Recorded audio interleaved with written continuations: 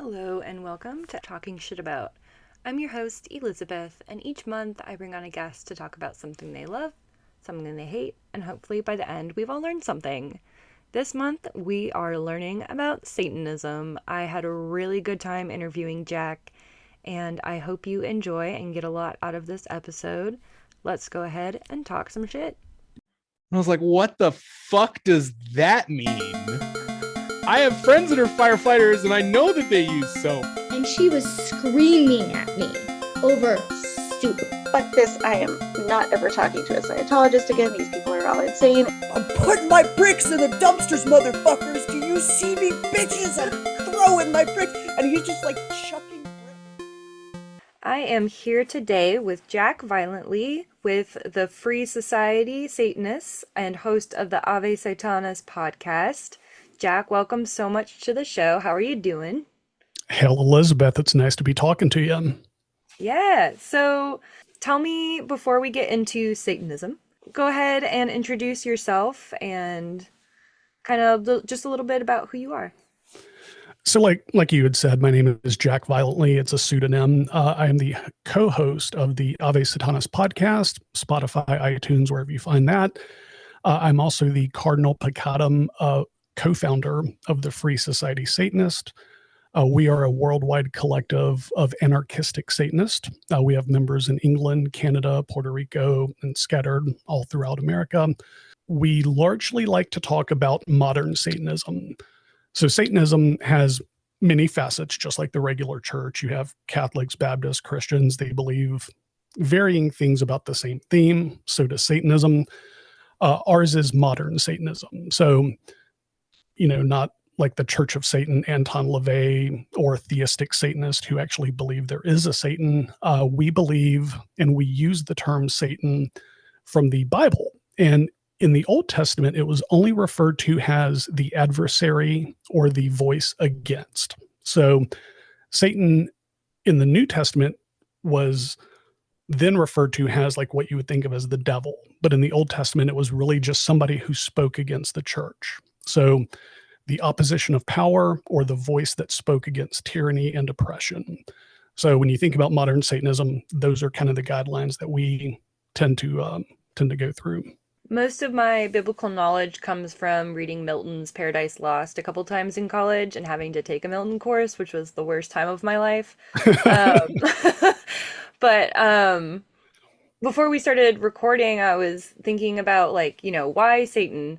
And I was thinking back to the Garden of Eden and to literally play the devil's advocate. If it weren't for Satan, Eve would never have knowledge and we would just be stuck in this subservient role if we're taking the Bible literally. Absolutely. Yeah. Right? So we have Satan to thank for feminism, really. Yeah, absolutely. He's only done good things if you've really kind of taken, so the voice against tyranny and oppression. To define terms in this podcast, when I refer to Christianity, I'm going to be talking about Christian nationalists and the evangelical right. So I'm not talking about the live and let live Christians. There are those out there. I'm more talking about the Twitter vocal minority of Christian nationalists and the evangelical right. So Christianity would tell you that trans people shouldn't exist. Gay people deserve to die. Minorities should have a subservient role. We, as a voice against tyranny and oppression, believe that those voices should be lifted up and heard. That's anarchistic Satanism in a nutshell there. And for some of our listeners who have maybe heard this term but aren't really sure what it means, can you kind of define Christian nationalism?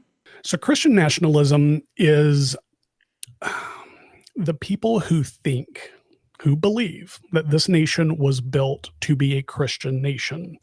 America was founded on which is, by the way, it's completely opposite from how this nation was founded. We were founded to get away from religious persecution. The Church of England, everybody who came over here was against the opposition that the Church of England founded. You have to live by our rules. These are our ways. You have to do it. So we actually came over here to get away from religious oppression. And I find it funny how a mere 300 years later, we've kind of come full circle and are forcing other people to live by Christian rule. I always take into account, America is a melting pot. It is comprised of everybody from everywhere. And that's one of the things that I actually love about the place. So to have like a Muslim person or a Buddhist person or somebody who just doesn't subscribe to religion at all, having to live by the rules of the few is something that infuriates me. And that's the main guiding tenet of what Satanism is. It's a voice against that. If that made any sense. Yeah, no, absolutely. No. So what I'm understanding is, there's all these various different branches of Satanism, but the kind of overarching or connecting theme is against tyranny. Yeah, it's against tyranny, against oppression, against laws that, like the abortion ban. Obviously, that's a hot button topic right now. We believe in a woman's right to bodily autonomy. Who is anybody else to tell you what you can do with your body? It's asinine on its face that an old crusty white dude in Washington gets to tell you or any woman out there what is appropriate for their body. Personal freedom is a secondary hallmark of the satanic religion. Because we believe that we are our own masters. We live by no other rule. And that's, that kind of sounds sovereign citizen-y if you, kind of think about it on its face, but we decide our own morality.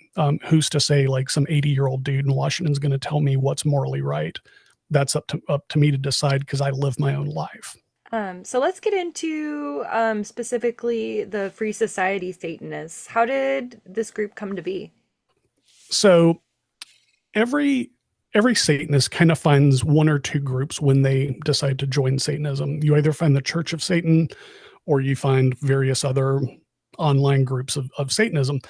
And everybody that's in the Free Society Satanist right now started out in other groups. Big Box Satanism, Church of Satan. There was a few that were in other Discord servers as well. That's kind of primarily where we meet. And we found that one thing kept happening over and over. And that was leadership was always, a white cis male espousing his specific viewpoints. And if you didn't agree with those, you were kind of cast aside. They would still have you in the group, but they wouldn't really listen or take what you had to say seriously. So myself and a girl named Sai, we were in two groups together, and we found that both of those things were happening. And we were talking in Discord one day, just on a voice chat, and we were discussing what would the perfect satanic space look like. And I've been a lifelong punk rocker as long as I have been. And the word anarchist came to mind. And we use anarchism in a couple of fronts, but I told her that I wanted to add our group to the anarchistic banner, which means we don't believe in having one true group leader. So myself and Sai are co-founders. But we have 4 people on the council. So altogether, there's 6 people in leadership. We all vote. If we decide that we want to move something down the pipeline, it has to pass by a majority vote. And that's there to ensure that everybody's voice is equally heard and that an idea is good for the group and not just one person. We also wanted as many different viewpoints as we could. So our group is POC, queer, women, we're pro POC, queer, and the women community, which you kind of don't find a lot in satanic spaces, even like the big ones that most people know. A lot of those voices tend to get silenced. I just happen to be a podcaster, so I'm kind of the public face of the group, but I don't call myself the leader. Sai and I have equal footing, and we talk daily about what's good for the group, how can we push the group forward and have everybody's voice be heard equally. What sort of things does the group do? So we are scattered throughout the US. So we're centralized on Discord. So we do have meetups once a year. We just had one 2 months ago in Illinois. We try to pick a place where everybody can kind of get to equally, without the burden of travel. But we do online fundraisers. Tennessee and North Carolina have been hit pretty hard with the flooding. Hurricane Helen, we were able to raise about $260 to send goods and products, feminine products, water, whatever we could muster with that money. Cy and her boyfriend are part of a car group. So there's a thing in Tennessee called Attack the Dragon, and it's a part of road that stretches into Tennessee and North Carolina where the hurricane ravaged. So we were able to bring nearly $300 worth of, non-perishable goods, just kind of help out there. So we're a group that likes to do charity service as much as possible. We are still relatively new. We've only been a group for going on about 6 months now. So what we hope to do in the future is do more charity work. Every quarter, we want to do a fundraiser charity for a benefit that helps the widest spectrum of people, not just kind of like, focus it down to one thing. It's like, we're going to help as many people as we can and make it, make that be a thing that we like to do quarterly. So charity work, fundraisers, we do have meetups. Me being one of the co-founders, I was able to perform unbaptisms at the first meetup, the meeting of the Satanists. I performed one and I got one myself. And we just like to spread the word. We like to have discussions on our Discord weekly about how can Satanism be better and how can we benefit everybody rather than just a select few. Tell me about unbaptisms. I haven't heard of that before. So an unbaptism, as goofy as a baptism is, an unbaptism is equally as goofy. Usually, so in the Christian and Catholic world, when you get baptized, you say rites or whatever, you say an affirmation, then you get dunked in water and come up and everybody claps. An unbaptism, so Satanists have a bit of a penchant for the dramatic. So we had Peter Gundry. I don't know if you know who that is. He's a musician, phenomenal musician too. He does a lot of like ethereal, Gregorian chant style music. So we had that playing in the background. And I wrote the unbaptism called the 4 Anointed Promises to Baphomet, to which do you promise to live your life according to your own rules? Do you promise not to let dogma and superstition rule your life from this day forward? And instead of dunking someone's head in water, we filled up a cup. And, I told the person that I did the baptism for, I was like, go in the kitchen. I don't need to know what you fill this cup with. Make it be personal to you. And she did. And I was like, as the waters of baptism are known by all, the liquid in this cup is known only to you. By drinking it, you dissolve the waters that once rushed over your head. So yeah, I can see that. I want one. I want one. Sorry, Mom, but I want one. If you want, later on after the podcast or sometime next week, we can do another Zoom call and I can read it out to you and you can do it if you want. But yeah, we wanted the liquid in the cup to be a personal choice because you don't have a choice with a Christian baptism. You're just dunked under water, or if you're a baby, you have water sprinkled on your head. Water is the ultimate solvent. So I think she said she poured a Truly into her cup. She got unbaptized with a frickin' Truly. I poured whiskey in mine. Mine probably. But yeah, so and I said if you want to tell me, yeah, just whatever, it could even be water. Who's to say? It's personal to you. So an unbaptism is really just saying that I no longer will be living with the promise that I once made. I'm now going to start living for my life. I'm going to start living a moral code that I choose. And I'm going to start doing what I feel is right for me rather than being guided by superstition and dogma. Just a few weeks ago, I started reading Ram Dass's Be Here Now for the first time. And it reminds me a lot of the idea of being your own guru and, looking for yourself for that spiritual leadership. And I like it. Yeah. And a lot of that, we kind of get a lot of that from there. So Christian morality will tell you, like the 10 Commandments. Obviously, those are good. Some of them are good rules to live by, but they like to feel like they have the cornerstone on morality. So as Satanists, we live a moral life according to our own code. And we have to be moral because the church is coming after us. They're Satanists. They're killing babies and drinking blood and blah, blah, blah, blah, blah. when in reality, being a Satanist is much more boring and mundane than that. Yeah, we like listening to metal music, but so we choose to live a moral life, and a more moral life, because we are under scrutiny. And they're looking for anything, like, oh, they're Satanists. They're doing this ritual. Well, if you looked at the unbaptism, it's one goofy dude talking to another goofy dude about, like, do you just promise to live a better life? So we take morality very seriously, but it's a personal morality. And later in the episode, we can get into the 9 principles, and those are kind of our guiding, like, where we guide our morality from. Yeah. Why not? Let's go ahead and jump into the 9 principles right now, if you're down. Cool deal. So for anybody listening, so I'm going to jump to the last one first, because I feel like it's very important to start off with it. The 9th principle says, never proselytize. If asked questions, answer them. Otherwise, let others discover the path for themselves. So I say that to say this. By me reading these, I am not trying to convert anybody. I'm not trying to pull anybody to our side. These are just the principles that we live by.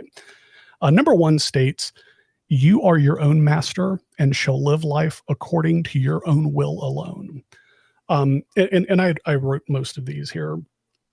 I feel like that's the most important one, because it encapsulates to a degree what Satanism truly is. You are your own master. You get to decide for yourself what you feel is right. And as long as you're not hurting anybody with your actions, do what you do. Who gives a crap? Number 2, show compassion and respect to yourself first and others second. If somebody exploits your compassion, rescind it. So this is important. Christianity would tell you to turn the other cheek. If somebody wrongs you, turn the other cheek. We start off every interaction with compassion and empathy. I've never met you before today, but I'm going to treat you as a friend. And that's going to continue until something happens where, you decide that this interaction isn't working and you decide to break that contract. Then you will be shown wrath. But until then, like, and not you per se, but like the royal you, I guess. Everybody starts off on equal footing. Everybody starts off with compassion and empathy until they're proven that they don't deserve it. And is that something that is can be like redeemed, or very good talk point. about forgiveness? Yeah. Yes. We will actually get on that in, let me see. Is that later down the list? We'll get onto that at number 8. But okay. Yes, absolutely. That is a thing that can be, and we actually talked about it in a previous episode too. That is a thing, once again, that can be regained. But it's basically, we put that there, respect yourself first, another second, to not make you the doormat. People can't walk all over you. I'm going to respect myself and I'm going to respect you, but I respect me first. So, treat me the same way. It's there just to kind of show you that you are worthy of being in the room. Number 3, logic and reason shall always prevail over superstition and dogma. Satanism is largely based upon the scientific method. We believe in things that we can see and prove and measure. So logic and reason prevail over superstition and dogma. Some invisible sky daddy is not going to tell me what's right and wrong in the world. I need to see it for myself. So that's number 3 there. Number 4, and I love this one. This is one of my 2 favorites in here. Respect others' boundaries, lest yours be trampled underfoot. What that means is, if somebody tells you, they come to you and go, hey, what you did is wrong. I don't appreciate that. This is the way that I live. And they continue to do it. Trample on their boundaries. Once again, showing respect to yourself first. If they prove to you that they don't care about your boundaries, theirs don't matter either. A lot of these are harsh. I get that by me saying this, it's very vindictive, but Satanism is a very personal religion. So we are our own master. We look after ourselves. That's kind of where, if these sound pointed and self-centered, it's because they are. Number 5 is another really good one. Strive to live each day as your most authentic self. Where this would come into play with you, when you said off meeting, when you started that job, you had blue hair, but they were like, hey, can you kind of tone that down? And you're like, dude, it's this job. Like, who gives a crap?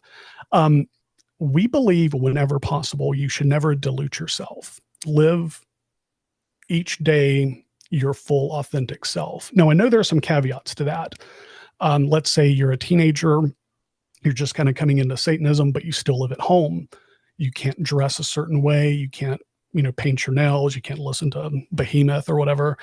So you have to kind of go along to get along. But whenever possible, don't dilute yourself to please other people. If they can't get along with all of you, or a part of you, they can't get along with all of you. So never hide who you truly are. It's kind of the meaning of that one. Number 6 is another one of my favorites, is indulge without excess. Do what thou wilt, as long as it brings harm to no one else. So Christianity and Catholicism will tell you that your body is a temple. You shouldn't harm your temple. We say if you want to have an edible, smoke a joint, have a drink, as long as you're not driving and as long as you're not making the consequence of your choice other people's problems, who cares what you do? Who am I to tell you not to drink? I'm having a whiskey during this podcast right now. So indulge without excess. Obviously, that also means, I have 2 drinks a day. I'm not pounding whiskey all frickin' day. But live life. We like to live deliciously. Why not, indulge a little? You only get this one shot.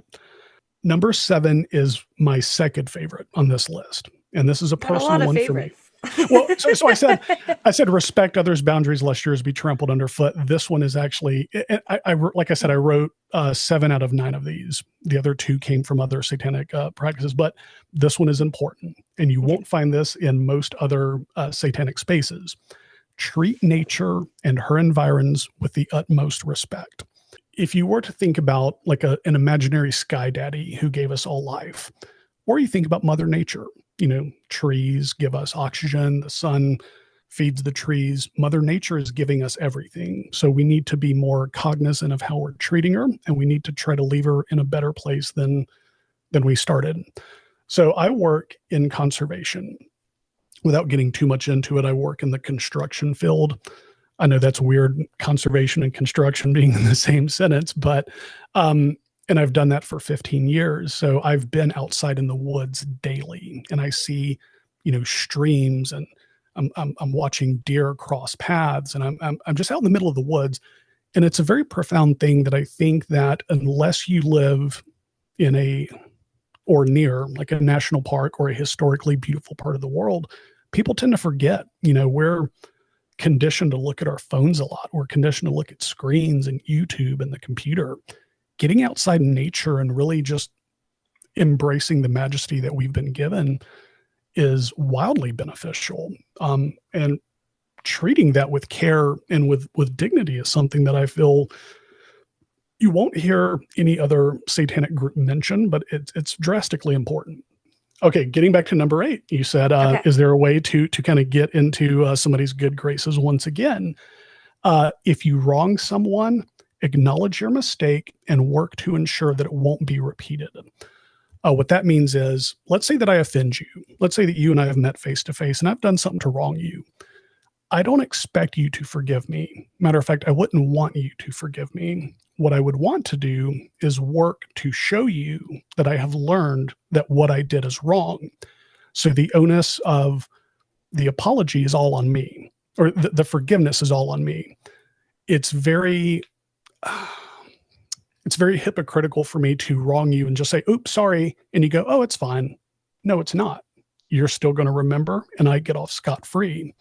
So in the satanic space, speaking of morality, we like to put the onus of that forgiveness on the person who did the wrong rather than the person who was wronged. So, when I say, if someone rescinds it, rescind compassion to them, they should come back to you and go, you know what? Yeah, dude, I was kind of a dick there. I apologize. I want to let you know that I'm working to fix that and working to be better. Once you feel that they have worked and have gotten better and they have really worked through the problem that they caused, then you accept the apology. So to get to it, yeah, people can work to get back in your good graces, but it's on them. It's not on you to just to accept a meaningless apology and move on. I like that. Yeah. And then circling back around the number 9, we don't proselytize. Somebody asks questions about it, you just answer them, but just let people find it for themselves. Love it. Is there anything about the group that we haven't covered, or? So anybody out there in listening land who may know a little bit or know a lot about Satanism, the Free Society Satanist, we're relatively new. Like I said, we've only been around for about 6-7 months now. We really hope to provide a safe space for not only, POC, the queer community, for women, anybody who has been in another satanic space and felt like that their voice wasn't heard, or that they felt that specific flavor of Satanism wasn't for them. We kind of hope to be like the buffer for that. Don't give up on it. Absolutely not. Satanism is too important and too powerful of an idea and of a concept to just like give up on it. Because the world does need an adversarial opinion, because, a lot of stuff is happening in today's world. And I don't want to get too political, but anybody who has a TV or a radio is hearing the kind of crap that could possibly be happening to us in the next couple of months if things unfold poorly. So we offer guidance, we offer a safe space, we offer a sounding board, and we also offer camaraderie for people to know that what they're going through, they're not going through alone. That's one of the biggest things that I wish that I could kind of get out there about Satanism. It's not killing babies and drinking blood as so much as it is realizing that what we're hearing in the world is crap, and we can fight together to make it better.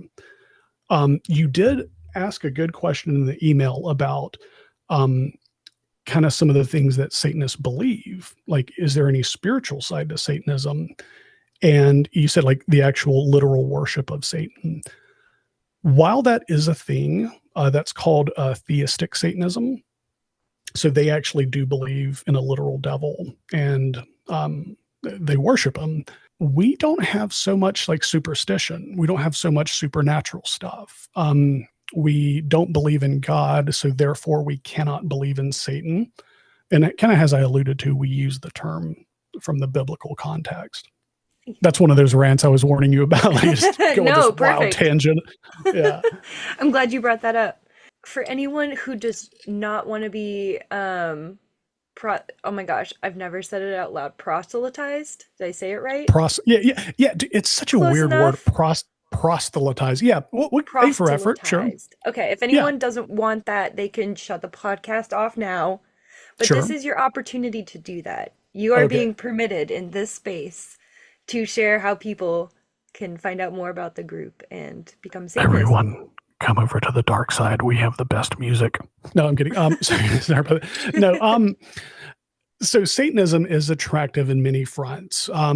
People who are just fed up with certain political ideas that are controlling every aspect of their life and their body. If that is your mindset, and you may or may not have been in other satanic groups, our website is the Free Society Satanists with an S at the end. I'm trying to work so the de-esser doesn't have to do so much work. FreeSocietySatanist.com. Oh, that's another thing I want to talk about. I'll get back to that here in a minute. There's a link to join the Discord there, and that's kind of where we centralize. We centralize on Discord.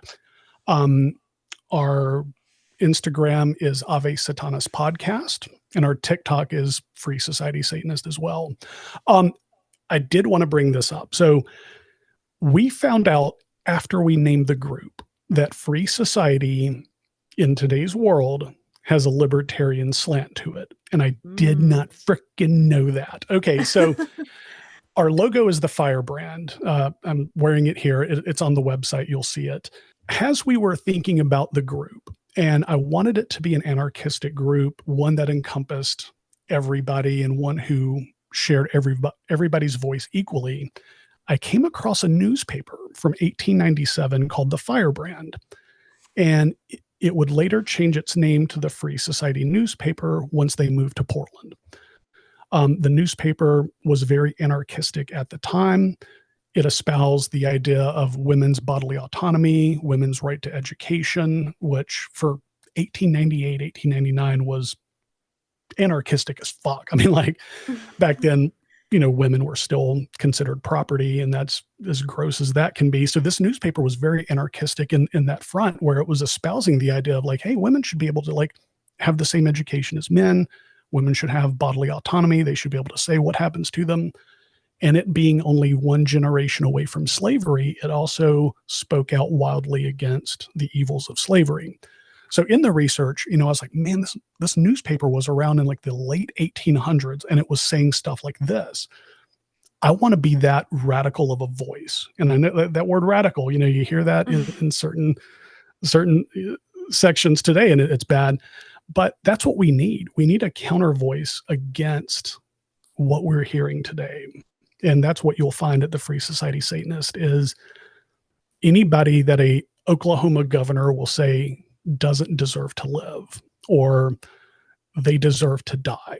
Like they actually said that, like they said that trans people deserve to die. When I heard that, my blood fucking boiled, because these people have social security numbers just like you and I. We're Americans. They deserve the exact same protection that you and I both have. And to hear an elected official say that about people in his state just angered me. So we are the exact 180-degree radicalization from that. To that end, and I know that was a very convoluted diatribe, but if you are thinking about getting into Satanism, and if you want to learn more about it, this is the only time I will ever proselytize in my life. Check out freesocietysatanists.com. There it has all of our mission statements. It has the 9 principles. It has the Discord link. Basically everything there. The Instagram, we don't do so much with. The TikTok has kind of been growing. Danny Filth from Cradle of Filth just did a commercial for us. Oh, which is neat. Fucking wild. So our TikTok is blown the fuck up. He posted it on his. We're reaching out to Libby Lux from the Bridge City Centers, also from the Portland area. I want to have them on the show. But yeah, we're just trying to spread the word that there is an alternative space for people in the alternative community. And I feel like that's, yeah, I would say first listen to the podcast, Ave Satanas podcast on Instagram. Not Instagram, what am I talking about? Spotify, iTunes, wherever. That would be the best way to kind of hear what we're about. Is Satanism something that you've kind of like looked into and kind of thought about, or? Not really. I listened to last podcast on the left a lot. And Henry Zabrowski will bring it up sometimes. And I was like aware that he wasn't really like spiritual. And so I guess I've just been curious about it. I guess my perception of Satanists was kind of like, ooh, edgelords, kind of like just bashing religion without any sort of like, I don't know, real critical thinking. Like I was thinking back to like, I think like high school Hot Topic kids kind of like Satanism, right? Yes. Yeah. Yeah, absolutely. And the Hot Topic Satanist, or what I would call the Portlandia Satanist, the skit where Fred Armistead, he's wearing like the top hat and the white face and just trying to be an edgelord for the sake of being an edgelord. A lot of times you will find that most Satanists in our group, especially, you can't really tell if you saw them out in public. And that's more important to me, because Satanism is an idea. It's not an aesthetic. You can look however you want to look. Like, for example, like, I'm a middle-aged white dude. If I go out in public, the only thing that would designate it is the necklace that I wear, and I can tuck it in my shirt. We do live pretty strongly with the idea of we're not out there trying to preach to people. We're not, because only somebody who wants to be a Satanist is going to be a Satanist. And much unlike Christianity, where we don't need numbers, like we're not trying to like just have millions of people with wildly different ideas. We want to have a group of people kind of with the same ideas and the same values. So you'll never change someone's mind on Satanism. You'll never convert anybody who, like, just go to a Christian on the street, you've been living life wrong this whole time. Come be a Satanist. Like, no, like they wouldn't listen. It wouldn't, it doesn't work like that. People who want to learn about it and want to find it, find it. And we're just one of the I was going to say receptacles, but that sounds really gross in that context. We're one of the end users for Satanism. So Yeah. I think what drew me to this group specifically was like the anarchism elements of it. And so I think that's kind of what drew me into this group, because I was listening to your podcast and by the end of it, I was like, all right, I'm going to, after the interview, if I'm still digging it, I'm going to join the Discord server. And so, yeah. So another way that it is anarchistic is we are largely anti-big market capitalism. Other satanic groups will charge a Patreon fee, as we kind of talked about in the first one that you listened to. And what that does is it kind of creates a hierarchical, that's a word I can't say, hierarchical tier of people who get the most response from leadership. We do not have any sort of barrier to entry. We will never charge you any sort of monthly fee or a Patreon fee to be part of our Discord, because it's just gross. And the church will ask you to tithe. We're never going to ask you for money. We do sell merch. It is cool merch. No, I'm not, never mind. But all money that we raise goes to charity. I work a full-time job. I pay for the merch out of my own pocket, and anything that we do make from the very small amount that we've sold just goes into just whatever fundraiser we're going to be doing at that time. Gotcha. Do you have an active So get out your fundraiser right now? There. We do not. We just got through with the Hurricane Helen from Tennessee. This time of year, it's pretty odd because we do have the holiday season, Thanksgiving and Christmas. However, people decide to celebrate those. So the group kind of right now is in a bit of a stasis until January. January is when we're really going to start re-rolling out more fundraisers. If like a natural disaster happens between the holiday season, then yeah, we will start one. But it just made sense at the time. Like we already had a bit of money saved up from merch or whatever. And we were like, nope, give it to them. And it happened to be that 2 members from council were going down there for that. So we're like, yeah, they need it. Give it to them. But yeah, it's funny. So I'm calling this my media tour. You are the second podcast that I did. I did an episode that just aired, and I'm not going to give it a voice, but it was a kid who's like 17 years old, Christian, and he wanted to do a series of podcasts about people who the church would ultimately be against. And the way that he did it was very cool. There was no pointed arguments to the conversation. He was literally asking me questions just like you. And he was just trying to get a sense and a feel of what Satanism actually was. I have done 2 podcasts where I lasted about 10 minutes once I found out that it was a gotcha show. So I guess just talking from you a little bit on the phone that we did, I kind of knew that wasn't going to be the case here. But it's wild, for people that don't know anything about Satanism. And the guy even said, he goes, I know nothing about it. Come on and talk with me about it. And I did. And I could tell from the first few questions it was going to go that way. So I'm really happy that, and like I said, I could kind of tell that this one wasn't going to be that. But I do have another one next week where the guy was asking me about the supernatural entities of Satan. And I feel like he's watched one too many horror films. So I'm wondering if I should screw with him or not. He's like, do you guys believe in ghosts and goblins and stuff? I'm like, what do you think Satanism is? Like, that's just freaking wild to me. I don't know. But yeah, so I'm wondering if I should go the goofy route or if he himself is probably going to go the gotcha route. So I love this podcast. I've listened to 2 of your episodes so far. And I think that this medium, it's important. And I love that you don't have a topic. It's talk shit about, like, whatever that may be. So I really enjoyed listening to the 2 that I did. I heard the fentanyl episode. I was part of the Sackler family overprescription in my teenage years, and that led to a heroin addiction. Luckily, I've been clean for quite a while, but listening to that episode was very, it kicked up a lot of sediment for me, like kind of down in the recesses that I thought that I've kind of gotten over. So I really applaud you for doing this show and having really no set theme. Just anybody can come on and talk shit about anything.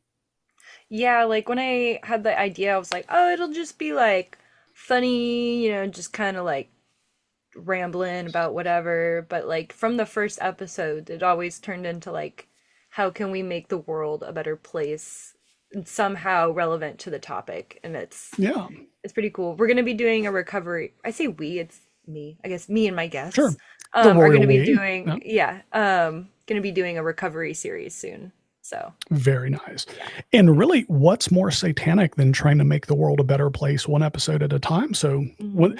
I started this, and I'll say it again, hell Elizabeth for that. That's fucking cool. But yeah, no, when I was a kid, so I'm 44, so I'm fucking old as shit. Um, I played youth department soccer, and I got my kneecap kicked off my leg.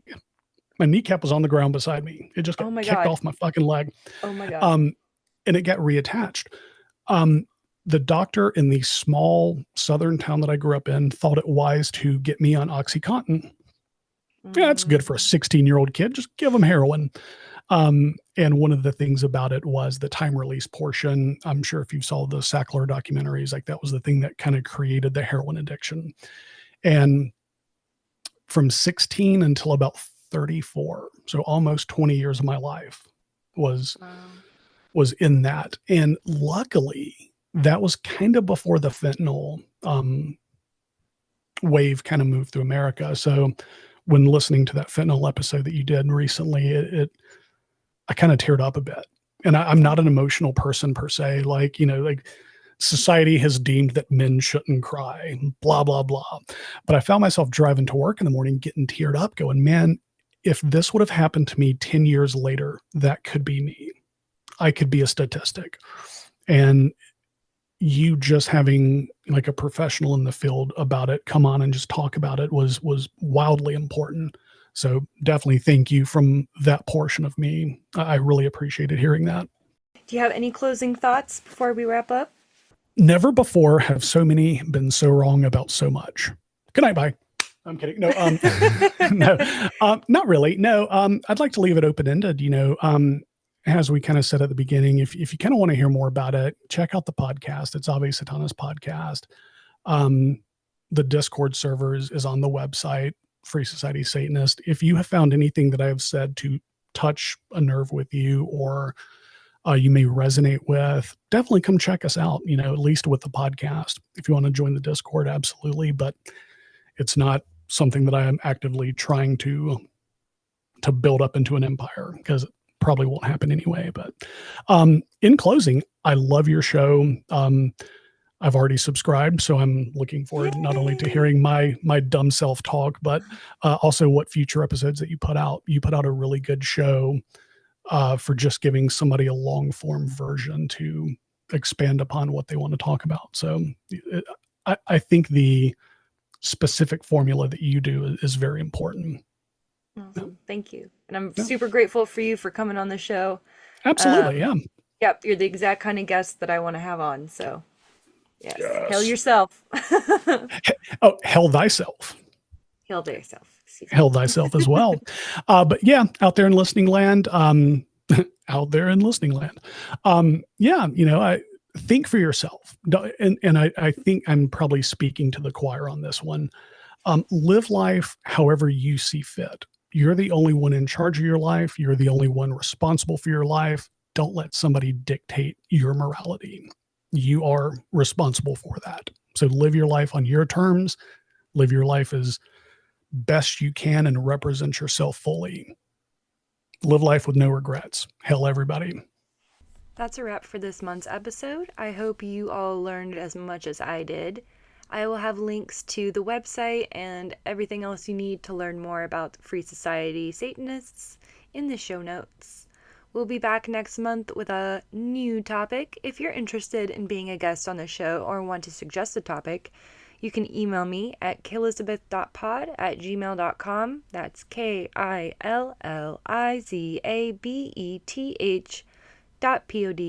KILLIZABETH.pod@gmail.com. Hail yourselves.